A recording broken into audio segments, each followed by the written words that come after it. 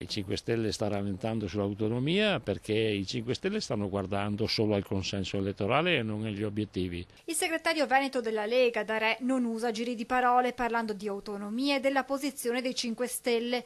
Pentastellati, alleati del Carroccio a Roma, un connubio però che ha un'origine ben precisa, sottolinea Darè. Siamo alleati con i 5 Stelle dopo le politiche dell'anno scorso, è un accordo di programma fatto dopo, gli accordi invece con il centrodestra sono accordi ben consolidati. Dunque di tutt'altra natura l'alleanza della Lega con gli altri partiti del centrodestra, una coalizione che potrà essere secondo Darè il modello vincente per i prossimi appuntamenti elettorali in Veneto. Credo che nei grandi comuni il centrodestra debba correre assieme, correre unito per dare un messaggio chiaro agli italiani che questo è il modello anche importante per l'Europa e per l'Europa che verrà. Tra i comuni alle urne a maggio anche Vittorio Veneto con l'incognita legata proprio al candidato del centrodestra.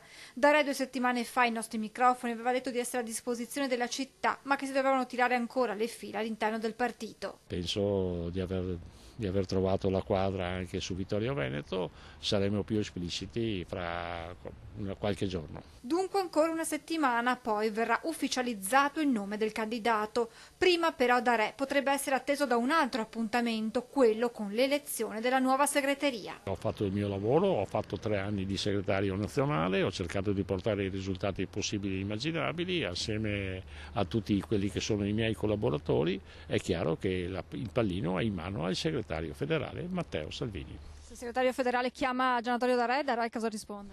Io sono sempre stato disponibile per qualsiasi ruolo, per qualsiasi cosa.